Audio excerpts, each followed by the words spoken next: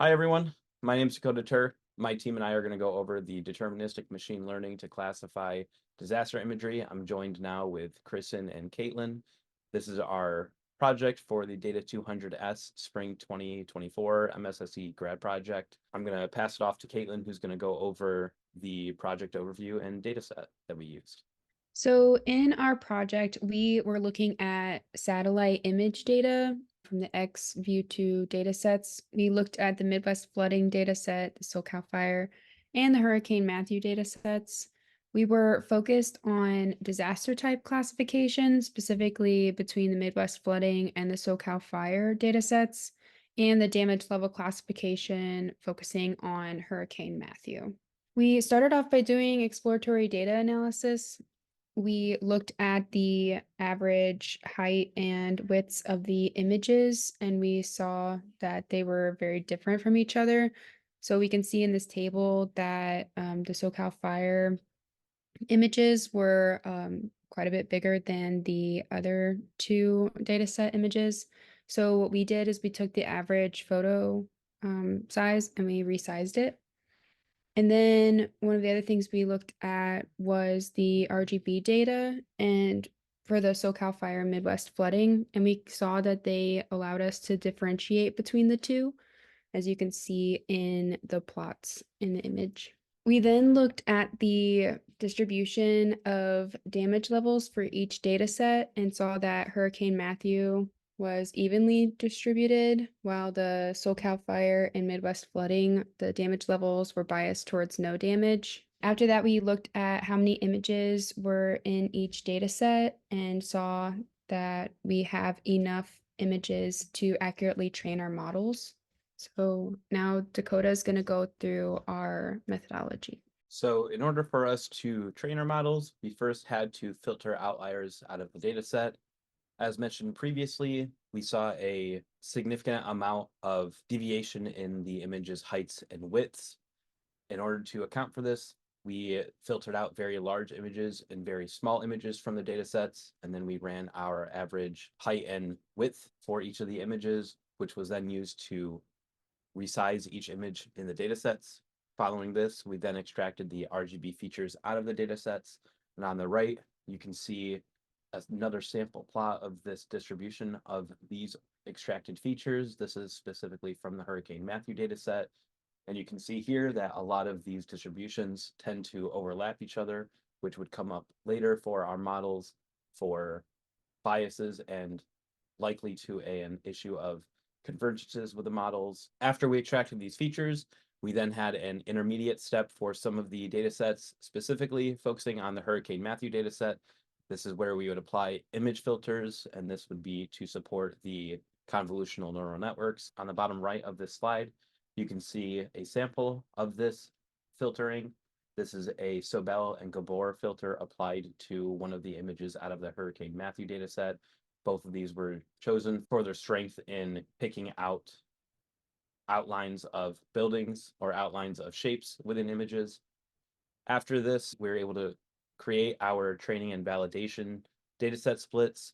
We used the 80-20 method, in which 80% of our data was split into a training set and the following 20% was used for validation. After this, we then trained the model with that 80% of the data. Then we moved on to evaluating and tuning our hyperparameters. Specifically focusing with the regression models, we were able to focus on the convergence aggression level. There's a few other hyperparameters, but the most impactful hyperparameter to tune was our convergence aggression. For our convolutional neural networks, we were able to tune the kernel size, padding amount, stride, and a few others. Finally, after this, we were able to make our reports and predictions with the models. Moving on to the model types that we use, we tried a couple different types of regression models, the linear regression and logistic regression models. For both of these, we used the extracted RGB features previously mentioned. Following this, we tried a simple neural network, which you can see in the bottom right what that model actually looked like. After this, we tested out a random forest classifier using the same extracted RGB filters.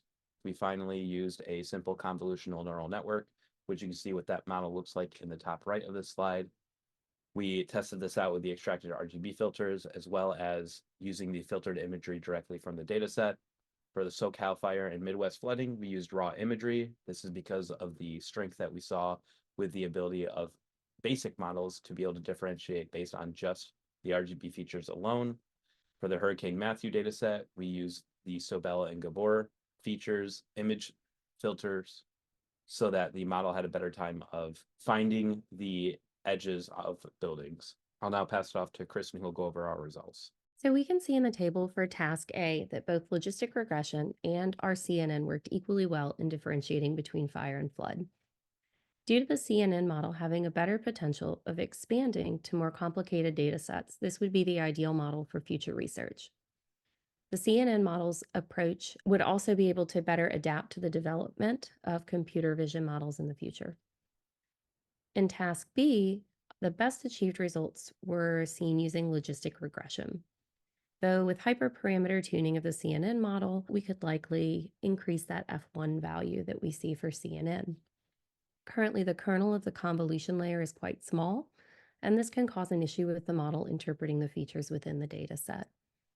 Not only this, but the CNN could be later expanded by using other features of CNN models, like max pooling, dropout layers, or even skip connections. Now, you may notice that the F1 for linear regression in task B is really rather high. But we know that linear regression is better suited for continuous data rather than discrete data. And since there's a class imbalance within the discrete values used in this data set, it can be assumed that this F1 value is misleading, and we did not consider that to be a valid result. There are some further extensions to the model that we felt were worth exploring. We could try removing certain filters or using the raw data directly to help improve both accuracy and loss. We thought about switching back to a regular neural network where the focus would be put on extracting more features from the data, and that might simplify the model while still capturing important information.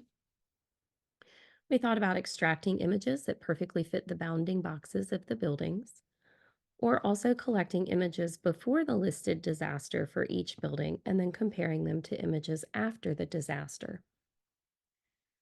We know that computer vision models like the ones studied help us to solve complex problems and can also lead to safer situations after natural disasters.